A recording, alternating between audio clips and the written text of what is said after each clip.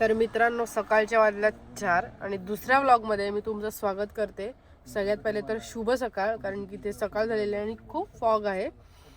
तर आता तुम्ही बघू शकतात की इथे फ्यूल पंपवर आता आम्ही आलो आहे आणि ह्या गाडीची टाकी आहे 50 लिटरची आणि आधी डिझेल टाकलेला 4500चा, तो पूर्ण नील झाला आहे आणि आता सेकंड टाईम आम्ही रिफ्यूल करतो आहे.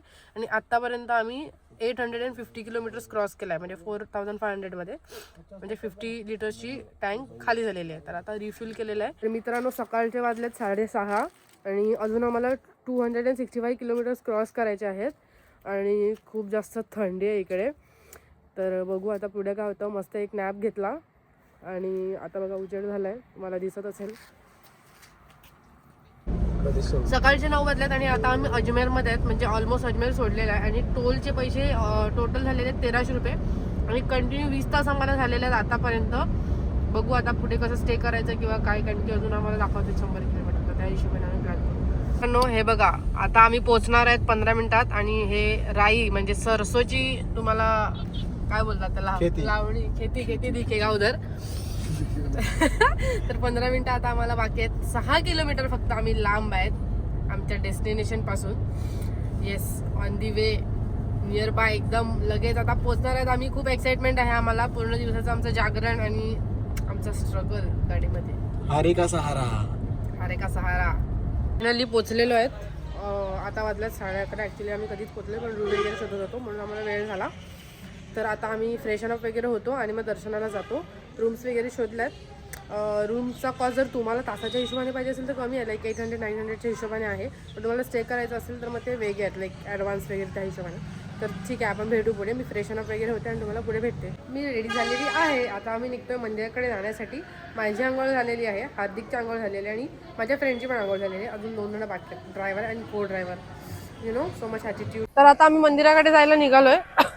हे पूर्ण मार्केट लाईन आहे आणि मंदिर फक्त आमच्या स्टे पासून 500 मीटर लांबच होतं. आणि इतरचं मी सांगते, इतरचं काय आहे, ग्रीन आणि येलो कलरचे जे इतर आहेत ते त्यांना बाबांना चढवायचे आहेत. आणि जो गुलाब कलरचा म्हणजे गुलाब फ्लेवरचा आहे तो तिथे ओपन करायचा आणि तुमचं जे काय मागणं असेल ते मागायचं आणि ते घरी घेऊन जायचं आणि ते मागणं पूर्ण झाल्यावर परत ते इथे आणून चढवायचं आहे. मित्रांनो, एंट्री केल्यानंतर 2 लाईन आहेत. पहिला जो लेन आहे ना त्याच्यामधून फक्त मुखदर्शन होतं आणि जो लेफ्ट साईडचा लेन आहे ना, डायरेक्ट तो चरण म्हणजे त्यांच्या पायथ्याशी जातो.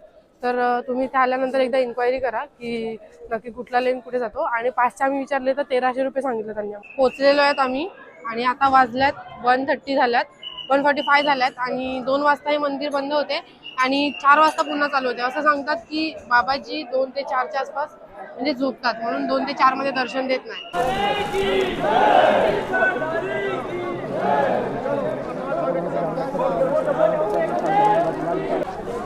तर मित्रांनो, मी आता कुंडावर आली आहे, जिथे तुम्ही बघू शकतात. मी तुम्हाला दाखवते की तुम्ही स्नान घेऊ शकतात किंवा म्हणजे असं पाय वगैरे खूप गर्दी असते, त्याच्यामुळे स्नान घेणं पॉसिबल नाही. पण बघू शकतात की लोक करत आहेत तिकडे. आणि दुसरी गोष्ट म्हणजे की इथे असं मानलं जातं की छोटे छोटे पत्रीचे तुकडे आहेत. जर तुम्हाला म्हणजे त्यांचं असं म्हणणं आहे की जर तुम्ही ते रचलं तर तुमचं घर बनवण्यामध्ये यश मिळेल तुम्हाला. हे बघा, हा बघा व्ह्यू. कृष्णाच्या हातात बासुरी आहे आणि समोरच गेट आहे बाबांचा. हे आणि मंदिर अपोजिटमध्ये आहे. जर तुम्हाला इथे यायचं असेल तर तुम्हाला तिथून इथे यावं लागेल. हे खूप मस्त आहे, म्हणजे खूप छान वाटतं इकडे. फोटोज वगैरे आम्ही क्लिक करून आणि खूप जास्त क्राऊड आहे इकडे. पण तुम्ही पण इकडे या आणि अपोजिट साईडला आहे, तर व्यवस्थित विचारून वगैरे इकडे व्हिजिट करत. तर मित्रांनो, दर्शन खूप व्यवस्थित झालेलं आहे आणि आता आम्ही निघतोय जयपूरला. जयपूरला काय एक्सप्लोर करणार आहे ते अजून डिसाइडेड नाही आहे, पण आम्ही रूम्स वगैरे बुकिंग करून घेतला. नाहीतर कसं ते आधी रात में रस्ते पे रुकने का अगर कुछ परिस्थिती आ गया तो वाट लग जाएगा ना, तो हमने वो बुकिंग कर दिया है. ठीक आहे, 8:30 वाजलेले आहेत आणि जयपूरमध्ये आम्ही फायनली स्टेला आता रूम जी घेतली होती तिथे आलेलो आहेत. आता जेवण करायला जातो, तर भेटूया आपण जेवण करताना. मित्रांनो, आमचं जेवण झालेलं आहे आणि आता आम्ही चाललोय असंच लॉंग ड्राईव्ह, शॉर्ट ड्राईव्ह. इथे आमचं जे लोकेशन आहे ना त्याच्या बाजूला 4 फोर्ट्स आहेत आणि ते आम्ही सकाळी व्हिजिट करणार आहेत. पण एक जो हवा महल आहे ना त्याची रात्रीची लाइटिंग खूप चांगली असते. आम्ही व्हिडिओज वगैरे बघितलात, तर मग बघतो. आम्हाला जर ते बघायचा चान्स भेटला तर आम्ही तुम्हाला पण दाखवतो. तर चला, हार्दिक, काय तुझं काय म्हणणं आहे विषयावर? भाई, आज मी गाडी चालवायला लागलोय. आज मी काय बोलू नाही शकत. ठोकला बिकला भाई, माझ्यावर बिल पडायचं. ते कशी मारेल ना चटकनशील हवा महल. आता ह्याची काय हिस्ट्री आहे आणि काय म्हणजे एक्झॅक्टली ह्याचं काय म्हणणं आहे ते उद्या आम्हाला जर टाईम असेल म्हणजे असेलच आम्ही उद्या तेवढा टाईम काढणारच आहेत की आम्ही इथे जाऊ आणि तुम्हाला एंट्री फीसोबत सगळ्या गोष्टी मी एक्सप्लेन करेल आणि म्हणजे काय कसं आहे एक्झॅक्टली त्याचं रिझन काय होतं त्या सगळ्याच गोष्टी मी सांगण्याचा प्रयत्न करेल आणि तुम्हाला माहिती नसेल तर मी सांगते जयपूरला पिंक सिटीच्या नावाने ओळखलं जातं. Happy birthday to you, happy birthday to you, happy birthday dear Prajwal, happy birthday to you. तर मित्रांनो तुम्हाला समजलं की ही ट्रिप प्रज्वल कडून का स्पॉन्सर होती कारण की त्याचा बर्थडे सेलिब्रेट करण्यासाठी तो राजस्थानला घेऊन आलाय. That is that. भाईचा बर्थडे आहे गाईज आणि भाई जरी मोठा असला तरी केक मात्र आम्ही भाईला थोडा छोटा आणलेला आहे. भाई तुला काय प्रॉब्लेम आहे केकची? बघ पिंक कलरचा केक आहे भाई. काय प्रॉब्लेम एवढी गाडी चालवली तू केक तर भाई तू डिझर्व करतो की नाही. Pink city pink colour Jaipur. The pink city मध्ये आम्ही प्रज्वल दादाला पिंक कलरचा केक आणलेला आहे. ह्याच प्रकारे आपण त्याचा केक कट करून घेऊया.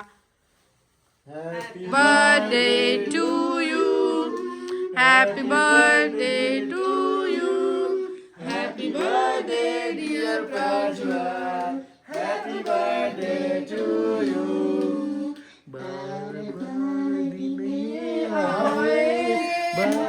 तर मित्रांनो केक वगैरे कट करून झालेला आहे आणि आता आपण आजचा व्लॉग इथेच एंड करूया आणि भेटूया उद्या पुढच्या व्लॉग मध्ये. Day 3 in Rajasthan. या गुड नाईट.